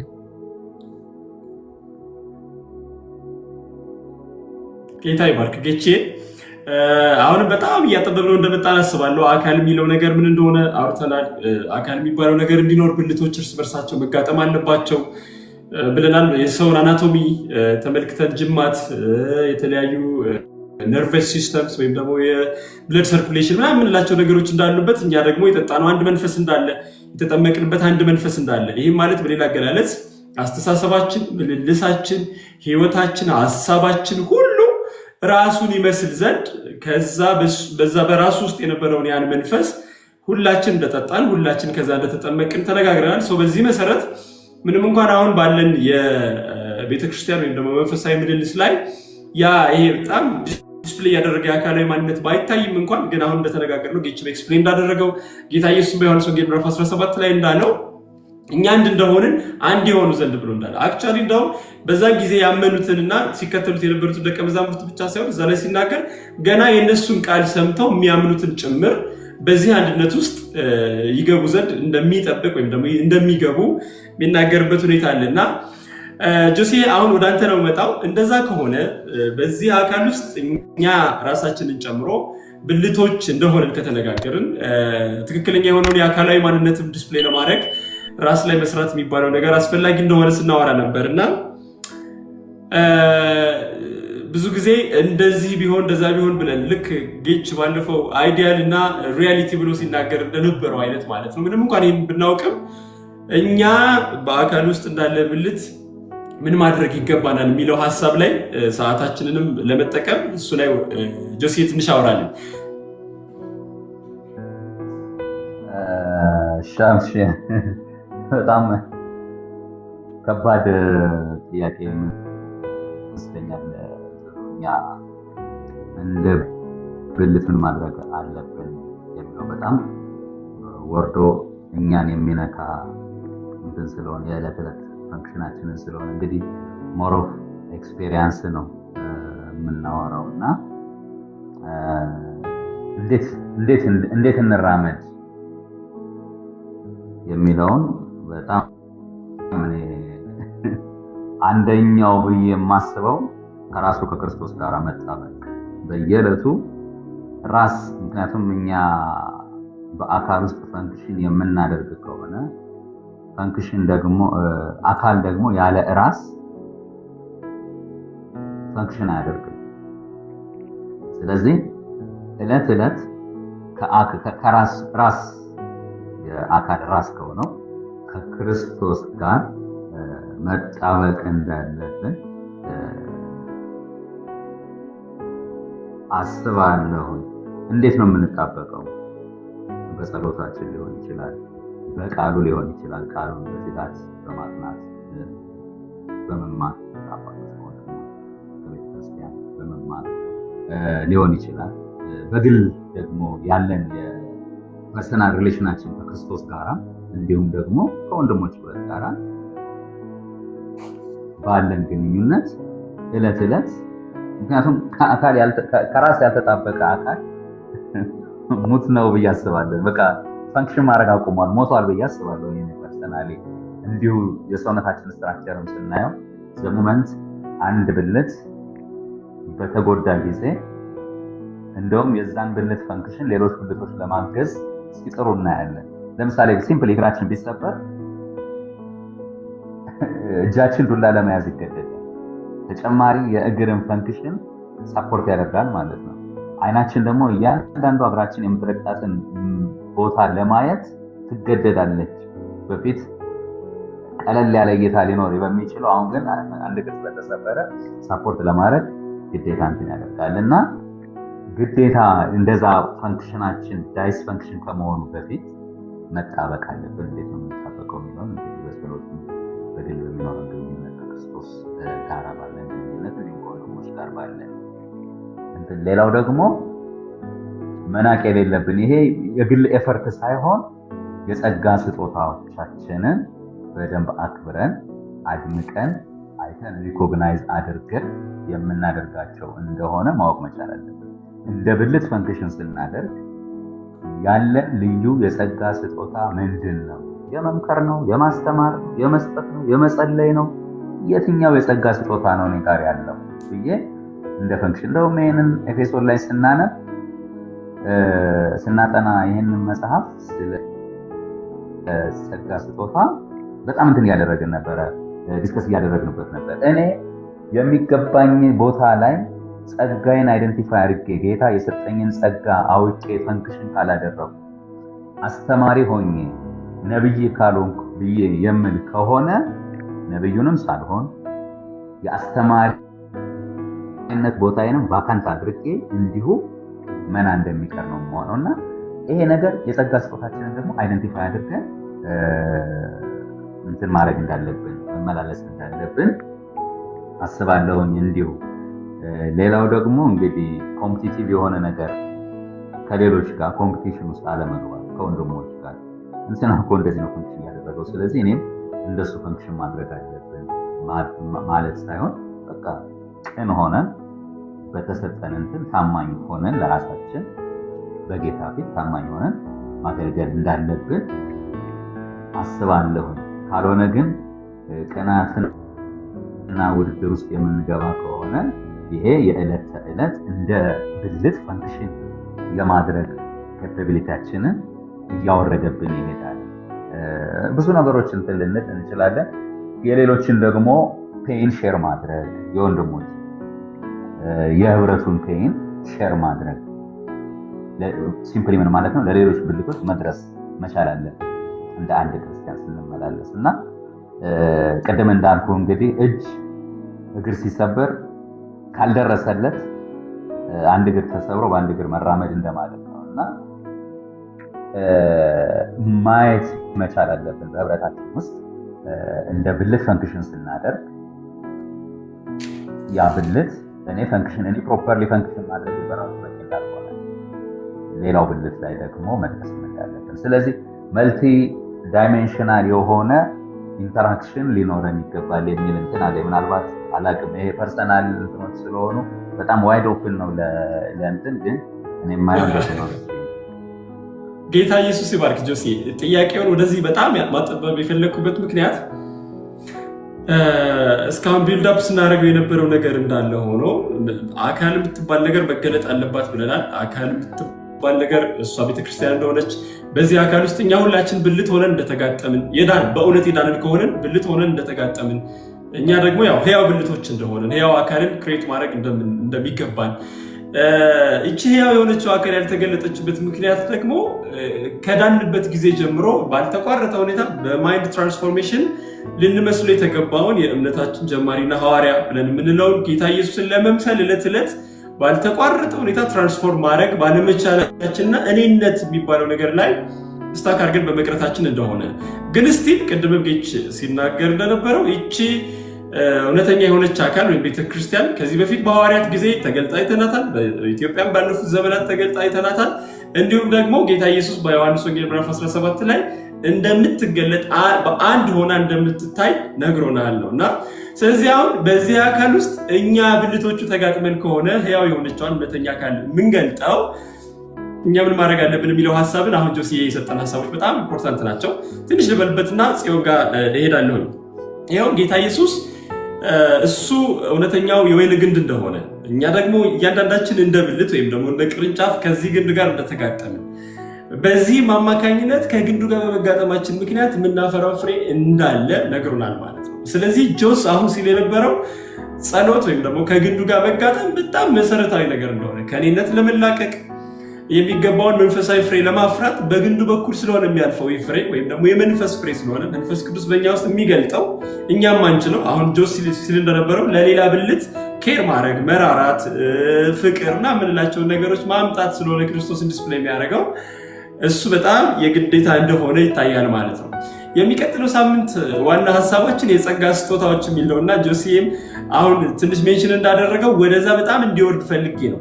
ስለዚህ አሁን እያንዳንዳችን ብልቶች ከሆነን ከዚህ መንፈስ ከተጠመቅን ከዚህ መንፈስ ከተካፈልን መጽሐፍ ቅዱስ በአንደኛ ቆሮንቶስ ምዕራፍ 12 እንደሚናገረው እኛ ሁላችን የተሰጠን ደግሞ የጸጋ ስጦታ አለ ማለት ነው። ስለዚህ ኤፌሶን 4 ላይ እንደሚናገረው አሁን ጆሴፍ ሲናገር እንደነበረው ያ የጸጋ ስጦታ የተሰጠው ሰው ደግሞ ወይም እንደ ብልት አካሉን ቢልድ አፕ ለማድረግ የሚሰራው ስራ ታስክ አለ ማለት ነው። እሱን ኤክሰርሳይዝ በማድረግ ጉዳይ ላይ ብልቶች ወይም ደግሞ እኛ አሁን ያለነው ኮንግሪጌሽን እኛ ያለነው አሁን ያለንበት ጋዘሪንጎች እንዴት አክት ማድረግ አለብን ወይም አሁን እንዴት አክት እያደረግን ነው ምንስ ማድረግ አለብን የሚለውን ሀሳብ ጽዬ ከራስሽ መነሻ ተነስተሽ ማለት በአንቺ ውስጥ ያለውን የጸጋ ስጦታና እሱን የጸጋ ስጦታ አካል የምትባለውን ነገር ለመግለጥ ምን ያክል ኤክሰርሳይዝ እያደረግሽ የተጠቀምሽበት እንዳለ ከራስሽ ኤክስፔሪየንስ አንስተሽ እና ደግሞ እኛ ሁላችን ምን ማድረግ እንዳለብን ጠቅለል ያለ ሀሳብን ቻውሪና ከዛ ቀጥሎ ነው ይመጣለው።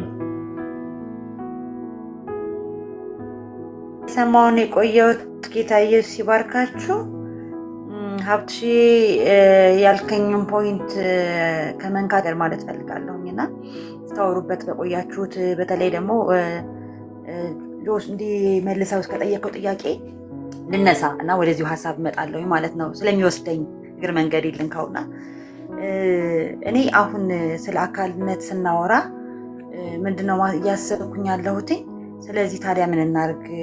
ምንድነው ታዲያ ችግሯን ከረንትሊ እንደ አካል እንዳንኖር ያደረገን ነገር ምንድነው እየተባለ እኔነት ነው። በተለይ የግላዊነት ወይንም የፐርሰናል የሆነ ፌሎሺፕ ላይ ማተኮር በቃ እኔ ከጌታ ጋር ያለኝ ነገር በቃ ሰላም ከሆነ ከተቀጣጠልኩኝ በቃ እሱ ነው። እኔ ተጠርቻለሁ፣ እኔ ድኛለሁ፣ እኔ ወጥቻለሁ፣ እኔ አምልጫለሁ፣ የተመረጥኩ ነኝ ምናምን እንላለንና ግን the ultimate plan የእግዚአብሔር ፕላን ምንድን ነው? የሆነ አንድ ምርጥ ግለሰብ ነው ወይ? በጣም እንደዛ ነው ወይ? እኔ እንደዛ ይመስለኝ ነበረ ፐርሰናሊ። በቃ የኔ በቃ እኔ ያየልኝን እላለሁ። የኔ ያየልኝ እኔ ተጠርቻለሁ፣ እኔ ወጥቻለሁ፣ እኔ ነውና ግን ቆይ እስኪ እግዚአብሔር ግን ምንድነው ሊሰራ የወደደው የፈለገው ምንድነው? የሆነ ህዝብ ነው እኮ አይደለ ያወጣው፣ የሆነ የተመረጠ ህዝብ፣ የንጉስ ካህናት እምልህ የሆነ ህዝብ ነው ባይዘው የተፈለገው። ይሄ አካል የምንላት ያን ህዝብ ነው። እና ልትሰራ የፈለገችው የእግዚአብሔር ዓላማ የሆነችው አካል ናትና ሳስበው ስለ ቤተክርስቲያን ወይም ስለ አካል ያለን መረዳት በጣም ብዙ አይደለም፣ ትንሽ ነው። ቤተክርስቲያን ጥራቱ ስለ ቤተክርስቲያን አልተማርንም እኮ እንዴ። ለዛ ነው እኮ አሁን እኮ ሰው ማለት ነው ግል ላይ ማተኮር የጀመረው። የእግዚአብሔርን ፕላን ራሱ መረዳት አልቻልንም። እና እኔ በጣም እየገረመኝ የነበረው ቀን እያነበብኩኝ ቤተክርስቲያንን ነው የገሃነም ደጆች አይችሏትም የተባለው። ባይዘው ይሁን አንድን ግለሰብ አይደለም እያወራ ያለው እንደ አካል ነው። ሌላ ቦታ ላይ ደግሞ በቤተክርስቲያን በኩል ይላል የእግዚአብሔር ጥበብ አይደለ በሰማይ ላሉት ስልጣናት ምናምን ይታወቅ ዘንድ ነው የሚለው። ገብቶሃል? የሚታወቀው በቤተክርስቲያን በኩል ነው ማለት በዚህ አካል በኩል ነው፣ የሆነ በአንድ ብልት ወይንም በአንድ ሰው በኩል አይደለም። እና እኔ እንደዚህ ናት እንደ ቤተክርስቲያን ያልኩ ነበረ ሰሞኑን። በቃ አንተ አሳይመንት ከሰጠን በኋላ ያነበብኩ ወይኔ ጉዴ ቤተክርስቲያን እንደዚህ ነች እንዴ ያልኩ ነበር። የሳው የክርስቶስ አካል ናት ምናምን እንቆላለን ሁሌ እኮ ነው የምንለው። እንደዚህ ነበረች ቤተክርስቲያን። ምን አይነት የኔ ሊሆን ይችላል አላውቅም። እኔ በጣም ሩቅ እንደነበርኩ ነው የገባኝ ስለ ቤተክርስቲያን እንኳን ያለኝ መረዳት ማለት ነው። እና አይ ቲንክ ስለ አካሉ ያለን መረዳት ማለት ነው እሱን ብንፈትሽ ቤተክርስቲያን ውስጥ ራሱ ስለ ቤት በቀደም እያልኩ ነበር ባይብል ስተዲ ላይ ቤተክርስቲያን ነው ስለ ቤተክርስቲያን ተከታታይ ብዙ ጊዜ መማር አለብን። በቃ እሱ ይፈታናል ብዬ አስባለሁኝ። አልገባንም ማለት የእግዚአብሔር ይሄ ቶታል ዓላማው ይሄ ሐሳቡ አልገባንም። የሆነ ለየብቻ ተጠርተንና እኔ የሚገርመኝ የሚመጣው ራሱ ሙሽሪትን ሊወስዳት ነው። አካሉን እኮ ነው የሚገርመው። እያዘጋጃት ያለው አካሉን ነው፣ እየሰራት ያለችው አካሉ ናት። ሶ ማለት ይሄን አካል አለመረዳት ማለት ሚስ ማድረግ ነው። ባይዘው ክርስቲያኒቲን ሚስ ማድረግ ነው ይሄ የሆነ እና እኔ በጣም እየተገረምኩኝ ነበር። ለኔ የቀረልኝን ለዛ ነው ያወራኋችሁ ያለሁት በጣም ስለተነካሁበት። እና ሌላው ደግሞ ልል የምፈልገው ቤተክርስቲያን እየተሰራች ነው እንጂ ያለችው ተሰርታ አላለቀች። በጣም ፍጹም የሆነች ቤተክርስቲያን የሚጠብቁ ስላሉ ማለት ነው። በዚህ ምክንያት የሆነ ቅሬታ ቅር ብሏቸው ከቤተክርስቲያን እየቀሩ ያሉ ስላሉ እና የሆነ ሰው ስብከት ላይ የምንሰማው መሰላችሁ ቤተክርስቲያኑ አለ ህንፃው ተሰርቶ አልቋል አለ። ይጠቅመናል ብዬ ስለማስብ ነው ባይዘው ያብት ማወራው ታችም ላለን እዚህም ላለን ማለት ነው። እና ቤተክርስቲያን ተሰርቶ አልቋል፣ ውጭ ላይ ግን we are under construction ይላል አለ። እና ምን ማለት ነው? ህንፃው እኮ ስንት ዓመቱ ነው ተሰርቶ ካለቀ? አምስለዋል። አይ ይጻውን አይደለም ላይ ያለው እኛን ነው ማለት መተው ሲያዩ ለሚያዩት ነገር we are under construction።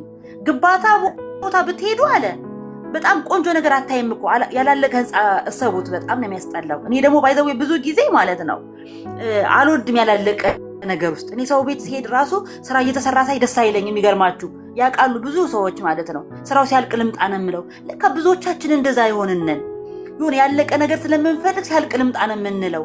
እና አንደር ኮንስትራክሽን የሆነ ቦታ ድምፁ በጣም ያስጠላል። ምንም ውበት የሚኖረው አይመስልም ተሰርቶ ሲያልቅ ምናምን። እና ቤተክርስቲያን እየተሰራች ነው ያለችው። ወደፊት ግን መጨማደድ የሌላት ያቺ መቶ የሚወስዳትን ቤተክርስቲያን አሁን እየሰራት ነው። ፋይናሊ ደግሞ ያቺ የምትሆን ቤተክርስቲያን ማለት ነው። እና ቤተክርስቲያንን እንዴት በጣም ስለተማርኩበት ነው ይሄን ማወራው። እና እየተሰራች ነው። የሚገርመው በመንፈስ እየተሰራች ነው የሚለው ቅድም ሀብትሽም እያልክ ነበር። ጴጥሮስ ላይም ያለው እና ሔዋን ድንጋዮች እየተሰሩ ነው፣ ተሰርቶ ያለቀ የለም። እና እየተሰራ ያለ ነገር ውስጥ ድምፅ አይጠፋም፣ የሆነ ነገር አይጠፋም። በቃ ምክንያቱም ህይወት ያለው ነገር ነው፣ ደግሞ እየተሰራ ያለ ነገር ነው። እና ብልቶች አንድ ላይ ሲኖሩ አንዱ አንዱን ሊነካው ይችላል፣ አንዱ አንዱን የሆነ ነገር ሊደርስበት ይችላል። ስለዚህ ምን ያደርግ እዛው ሆኖ መሰራት ነው። እና ይሄ ሁሉ ግን ለመያዝ ማለት ነው ምን መሆን አለበት ብዬ አስባለሁ? ስለ ቤተክርስቲያን ያለን መረዳት በጣም ሊስተካከል ይገባል። ይገባላለው። አንተ ወደ ጠየቀኝ ጥያቄ ስመጣ የሚቀጥለውም ሳምንት እንደምንነካው እየነገርከኝ ነው። እኔ ፐርሰናሊ እንዲህ ነው እንዲያ ነው ምለው ብዙም ነገር የለኝም። ግን ምን እላለሁኝ ባለፈው መጀመሪያም ላይ ስለ ቸርች ስናወራ እያወራሁኝ ነበርና ቤተክርስቲያን የክርስቶስ የአካሉ ሙላት ናት ነው የሚለው አይደለ? ፉልነስ ነው የሚለው አይደለ? ስለዚህ ያ ማለት እኔ ጋር የሆነ ነገር ይኖራል፣ ብቻዬን ግን ያን ፉልነስ መግለጥ አልችልም። እኔ የአካሉ ሙላት ናት የሚለውን ቃል በጣም ውድድ ነው ማድረገው። ቤተክርስቲያን ናት ግን የአካሉ ሙላት፣ ጽዮን አይደለችም፣ ሀብትሽ አይደለም የአካሉ ሙላት የሚሆነው። ምን ማለት ነው? ክርስቶስ በሙላት መገለጥ የሚችለው በሁላችን በአካሉ ውስጥ ነው። አሊያ እኔ ውስጥ ባለው ጸጋ የሆነ ነገር ሊገለጥ ይችላል፣ ግን ሙላቱ ሊገለጥ አይችልም። በአንተም ውስጥ የሆነ ነገር ነው፣ እጅ የሆነ ፋንክሽን፣ እግር የሆነ ፋንክሽን ምናምን ነው የሚሆነውና እንደውም የሆነ የምታስታውሱ ሰዎች ካላችሁ አላውቅም፣ 6 አይነ ስውሮችና አንድ ዝሆን እኔ ማውቀው ይሄን ሲስተም ላይ እንደ ኤግዛምፕል መምህር ሲጠቀመው ነው ማውቀው። እኔ የምጠቀመው አለው ሳስተምርና 6ቱም አይነ ስውር ናቸውና አንዱ ጅራቱን ይዞ ይሄ ምንድነው ሲባል ኤሌፋንት ነው ያለው የቆመው ፊታቸው፣ ጅራት ነው ሮፕ ነው አለ እንጂ ገመድ ነው ይላል። አንዱ ደግሞ ሆዱን እየነካ ይሄማ ግድግዳ ነው ይላል። የሚነኩትን ነገር ብቻ ነው የሚያወሩት ማለት ነው። ስለዚህ ዝሆን ነው የሚል አይኖርም። ልክ እኔ እንደዛ ነው ማሰበው። ማለት ፉልነስ ኦፍ ክራይስት አይገለጥም አካል ከሌለች በስተቀር። አንዳችን ብቻችንን ሀብታሙ ብቻ ነው መሆን የሚችለው በዛ ወይ እና ሙላቱን መግለጥ አንችልም። እና አንድ ላይ ሲመጣ ግን የትኛውም የጸጋም ስጦታ የትኛውም ነገር ቢሆን ክርስቶስ በሙላት መታየት የሚችለው ቤተክርስቲያን ላይ ብቻ ነው ለማለት። እሺ ጌታ ኢየሱስ ይባርክሽ ጽዬ። ከስር ካሉ ሰዎች ገብርኤል አይ ቲንክ በተለይ ዶክትሪን ነክ የሆነ ነገር ላይ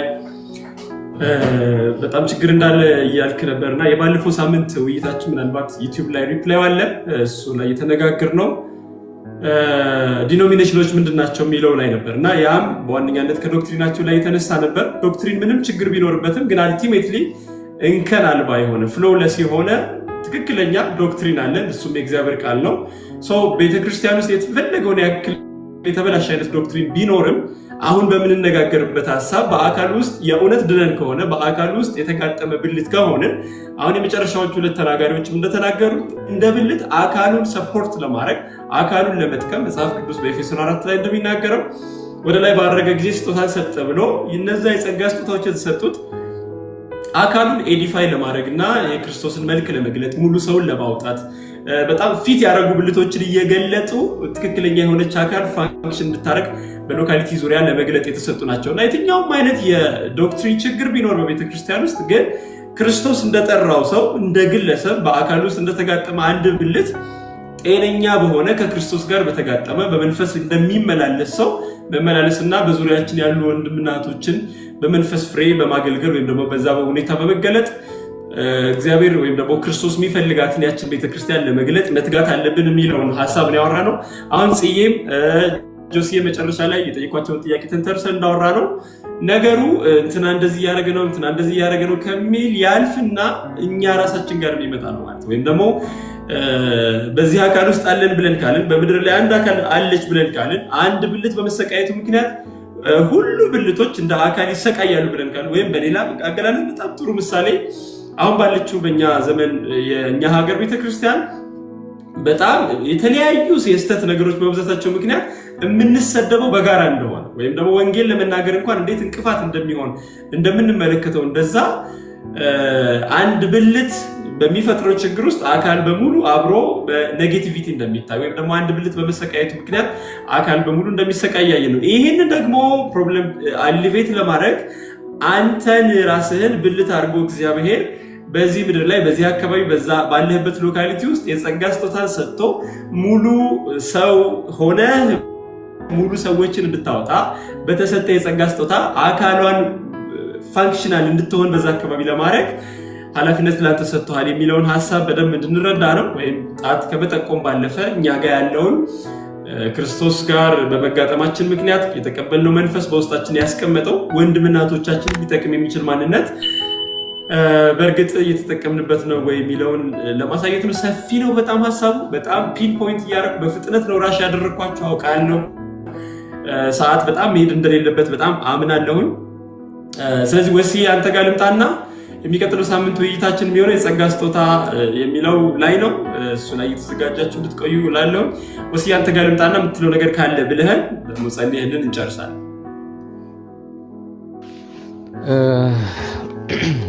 በጣም በጣም የሚደንቅ ከዚህ በፊት እህቴም ጸዲም ጌችም ሌሎቻችሁም የተናገራችሁት ነገር ሁሉ በጣም አስደናቂ ንግግር ነው በእውነት። በዚህ ርዕስና በዚህ ጉዳይ ላይ በብዙ የቃሉ ብርሃን ውስጥ ሆኖ መነጋገር እንዴት መታደል ነው። እና እንዲሁ ዝም ብዬ የማስበው ምንድነው ይህ በጣም የላቀ ከፍ ያለ ትሩዝ ስለሆነ በጌታ ብርሃን ውስጥ ሆነን እንዲህ በተነጋገር ነው እግዚአብሔር በእያንዳንዳችን ውስጥ አልፎ በዚህ ህብረቱ ስላለን ቅዱሳን እንደተናገረው ነገም ደግሞ በዩቲዩብ ተጭኖ በተለያዩ ወንድሞችና እህቶች ይሰሙታልና ይህ እውነት በምድር ሁሉ ሆኖ እግዚአብሔር እንዲሳካለት ምኞቴ ነው። እግዚአብሔር በዚህ ድል እንዲነሳ ምኞቴ ነው። ሌላ ምንም የምለው ነገር የለምና እየተነጋገርን ያለንበት ትሩዝ በጣም ከፍ ያለ ከመሆኑ አንፃር ይህን ሸክም ይህን በርደን በእውነት እግዚአብሔር በዚህ ትሩዝ ምድሪቱን እነሆ ሪከቨር እንዲያደርግ እንዲመልሳት አሁን ያለውን ነገሮችን ብዙ እኔና እናንተ በየትንሹም ቢሆን የሚሰማን የምናየው ነገር አለ። የቤተ ክርስቲያንን ቁመና ዲፎርምድ ያደረገ ቅድም እየተነጋገር እንደነበር ነው። በተለይ ሰዲ በጣም እየተደነኩ ነበር ስትናገር ጌታ ወይም የእግዚአብሔር ዘላለማዊ ሐሳብ አንድ በምድር ላይ የሆኑ ጃይንቶችን ማግኘት አይደለም፣ የግለሰብ ጃይንቶችን ማግኘት አይደለም። በቃ ክርስቶስ መጥቶ የሞተው አካሉን ለማግኘት ነው፣ መንግስቱን ለማግኘት ነው። ስለዚህ ይህን እውነት ነው ሰይጣን በተለያየ መንገዱ ስፒሪቹዋል በሚመስልም በሌላም መንገድ እያበላሽ ያለው ዲፎርምድ እያደረጋለው ይህ ነገር ስለሆነ ይህንን እውነት እየሰማን ያለን ቅዱሳን ጌታ ሆይ ከነነቴ አድነኝ። በእኔ ውስጥ እንኳ ጌታ ጸጋን ቢያስቀምጥ በሚቀጥለው የምናወራው ሆኖ ጸጋን ቢያስቀምጥ ለአካሉ መታነጽ በአካሉ ውስጥ ላለ ነው ፐርፌክሽን እንጂ ለዛ ብልት አይደለም። በቃ በአካል ውስጥ ያለ ብልት ጸጋ ቢኖረው ለራሱ አይደለም ለአካሉ ነው። ይህን እውነት በጣም ይላይት ያርገን። ወደ ትሩዝ ስንመጣ ጌታ በእኛ ውስጥ የሆነ ነገር ብልጭ ሲያደርግ እኛ ውስጥ የተደበቀ ማንነት አለ ብቅ የሚል ጌታ እሱንን በመስቀሉ ተርሚኔት ያደርገው። በጣም በቃ ለዚህ ክፍት እንሁን። ጌታ ሆይ አይ ኦፕን ቱ ዩ ኦፕሬት ዘ ክሮስ ኢን ሚ። መስቀሉን ዕለት ዕለት በእኔ ውስጥ ፈጽመው። ጌታ ሆይ አንተ በእኔ ውስጥ እነሆ ድል ፈንታ እንድታገኝ የመስቀሉ ስራ ኦፕሬት ያደርግ በውስጤ። የትኛውንም ፍጥረታዊ የሆነው ማንነት ጌታ ሆይ የትኛውንም እነሆ አሉታዊ የሆነ ማንነት የሚያቆመው ያ ፍቱን የሆነው ያንተ የመስቀሉ ስራ አሁንም በእኔ ህይወት ውስጥ ኦፕሬት ያድርግ እያለን ለጌታ መከፈት በጣም አስፈላጊ ነው። ዩዥዳቱ ኦፕን ኦን ዲስ በቃ ያማል። አዎ ያማል፣ ግን በመስቀሉ ያላለፈ የትኛውም ነገር ለአካሉ ግንባታ መሆን አይችልም። በመስቀሉ ያላለፈ የትኛውም ነገር አካሉን ማነጽ አይችልም። ስለዚህ እኔና እናንተን የሰማይ አምላክ እግዚአብሔር እንዲያግዘን ጸሎቴ ይህ ነው። ጌታ ኦፕሬት እንዲያደርግ በህይወታችን ጌታ በመስቀሉ ኦፕሬት እንዲያደርግ እኔነትን ተርሚኔት እንዲያደርግ እኔነትን ኒልድ እንዲያደርግ በቃ እኔነትን እንዲያቆሙ በጣም ትልቁ አውሬ እሱ ስለሆነ እኔ ለዚህ በዚህ ፕላትፎርም ላለን ቅዱሳን ጸሎቴ ይህንን እይታ ይስጠን። ጌታ ሆይ ጊቭ ሚ ዘ ቪዥን ኦፍ ዘ ሰልፍ። አናውቀውም፣ በጥቂቱ ነው የምናውቀው፣ በጥቂቱ ነው የምናውቀው። ጌታ ግን አይኖቻችንን ይክፈት። ስለ ሰልፍ ስለ እኔነት ትልቅ ጠላት ስለሆነው ስለ አካሉ አሁን እያወራ ነው ስላለው ነገር የአካሉን ህይወትና የአካሉን ኑሮ እንዳንለማመድ የአካሉ እውነታ በምድር ላይ እውነታ ሆኖ እንዳይታይ የሚከለክለው የትኛውም የዚህ እኔነት የሚባል ማንነት እድል ፈንታ ጌታ እንዲያሳጣው ጌታ የልቦና አይኖቻችንን ይክፈት፣ እይታውን ይስጠን የሚል እምነት አለኝ። መጸለይ ከቻልኩ ልቀጥል። ሃሌሉያ። ጌታ ሆይ እናመሰግንሃለን። ድንቅ የሆንክ አምላክ አንተ ሳንወድህ የወደድከን ሳንፈልግ ፈልገህ ያገኘህን ልባችን ወደ አንተ እንዲያዘነብል ምህረትን ያደረክልን ይብናው እንኳን በዚህ ምሽት ጌታ ሆይ አንተን እንድንራብህ እንድንፈልግህ እንድንጠማህ ጌታ ሆይ ልባችን ወደ አንተ ያዘነበልክ ጌታ ረሃብን በውስጣችን ጥማትን በውስጣችን ያስቀመጥክ አምላክ በእውነት እጅግ አድርጌ አመሰግንሃለሁ። አባት ሆይ ወደዚህ እውነትና አሁን እየተነጋገርንበት ወዳለው ሪያሊቲ መምጣት የምንችለው መንገዱ አንድ ብቻ ነው። አንተን ከሰማይ የወረድከውን የህይወት እንጀራ የሆንከውን ክርስቶስ አንተን ስንበላ በህይወት እንኖራለን። ከዓለቱ የፈለግከውን አንተን ክርስቶስን ስንጠጣ በህይወት እንኖራለን። በህይወት ስንኖር ደግሞ ህይወት ሁሉ ጊዜ ኢንዲፔንዳንት ነው፣ ጥገኛ ነው፣ ኢንዲቪጁዋሊዝም የለበትም። ህይወት ሁሉ ጊዜ ከአካሉ ጋር የተጣበቀ ማንነት ነው። ህይወት ሁሉ ጊዜ ከወይኑ ግንድ ጋር የተጣበቀ ህይወት ነው። ስለዚህ ጌታ ሆይ አንተ በህይወት ስትሞላን አንተን እንዲህ በቃል ስንበላ አንተን ከዓለቱ የፈለግከውን ክርስቶስን ስንጠጣ ዕለት ዕለት እግዚአብሔር ሆይ በዚህ መንገድ ስንመራ ሳናቀው ጌታ ሆይ ካንተ ከህይወቱ ዛፉ ጋር መጣበቅ ይሆንልናል። ከአካሉ ህይወት ጋር መጣበቅ ይሆንልናል። ይሄ የምንራበውና የምንጠማው የምንፈልገው የምንሻው እውነታ መንገዱ ይሄ ብቻ ስለሆነ አሁንም ለኔና ለእህቶቼ አንተን መራ አንተን መጠማት አንተን መፈለግ በኔና በእህቶቼ ህይወት ውስጥ በኔና በወንድሞቼ ህይወት ውስጥ እንድትጨምር እንድታበዛ እማጸንሃለሁ ጌታ ሆይ። መንገዱ ይሄ ብቻ ነው ጌታ ሆይ። የበላነውን ነው መሆን የምንችለው። ለባዮሎጂካል ላይፋችንም ለመንፈሳዊ ማንነታችንም ኢቲንግ is the critical matter። አንተን መብላት ጌታ ሆይ ወሳኝ ነው። ስለዚህ በእውነት እስራኤል ቅዱስ እግዚአብሔር ሆይ ከመብላት ግራጁዌሽን ስለሌለ ከመብላት መመረቅ ስለሌለ ሁሉ ጊዜ አንተን እንድንራብህ እንድንጠማ እንድንበላ እንድንጠጣ በዚህ መልኩ ጌታ እግዚአብሔር ሆይ አንተን እየበላን እንድንደሰት ለኔና ለወገኖቼ ይህን ጸጋ ብዝተህ እንድትጨምርልን እማጸንሃለሁ ጌታ እግዚአብሔር አባት ሆይ። አንተ በቃል ውስጥ አምሮ ላይ የምትቀመጥ ብቻ አይደለም የምትበላ ነህ። ቃልህ የሚለው በነቢያትም የሚናገረው ቃልን አገኘሁት በላሁት ነው የሚለው፣ ጣፈጠኝም ነው የሚለው። ያንተ ነገር የሚበላ ነው፣ ከኛ ጋር ነው የሚዋሃድ ማንነት ነው። ስለዚህ ለኔና ለወገኖቼ ወደ ቃል ስንመጣ ጌታ ሆይ አንተን እንድንበላ እንድንጠጣ በአንተ ማንነት እንድንቀናበር ይሄ የምንራበውና የምንመኘው እውነት ጌታ ሆይ በህይወታችን እውን ሆኖ እንድናይ እንድትረዳ እንድታለማምደን እማጸንሃለሁ።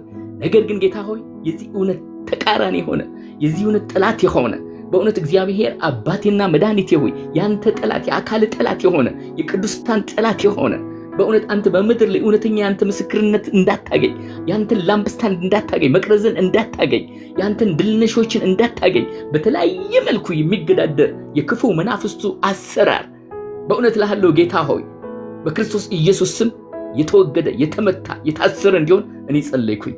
ስለ ሁሉ ነገር እግዚአብሔር ሆይ በሰማይና በምድር ክብር ላንተ ይሁን። ይህንን ፕላትፎርም አብዝተህ እንድትባርከው ብዙዎች ጌታ እግዚአብሔር ሆይ የሚድኑበት ብዙዎች ጌታ እግዚአብሔር ወደዚህ ትሩዝ የሚመጡበት ብዙዎች ጌታ እግዚአብሔር ሆይ የምትናጠቅበት የምትታደግበት ጌታ እግዚአብሔር ሆይ እንዲሆን ጸሎቴ ነው። ስለ ሁሉ ነገር እናመሰግናለን በጌታ በኢየሱስ ክርስቶስ ያው ስም አሜን። አሜን። ጌታ ኢየሱስ ይባርካችሁ። በእውነት እግዚአብሔር ይባረክ ይህን ዕድል ስለሰጠን። በሚቀጥለው ሳምንት ጌታ ቢፈቅድና ብንኖር የምንነጋገረው እንደ ብልት እያንዳንዳችን ጋር የጸጋ ስጦታ እንዳለ እናምናለን። የጸጋ ስጦታ ምንድነው የሚለው ሐሳብ ላይ ተነስተን ልክ እስከዛሬ ስናደርገው እንደነበረው አውርደን ያ የጸጋ ስጦታ እኛ ጋር እንዴት ፋንክሽን እያደረገ እንዳለ የምንመለከትበት ይሆናል። ጌታ ኢየሱስ ይባርካችሁ። መልካም ሳምንት መልካም አዳር እንዲሆንላችሁ እመኛለሁ። ተባረኩ። ባባይ። በውሸት ከተማው ላይ እንግዳ ነው መስሎ ጸጉረ ልውጥ የሚያውቀው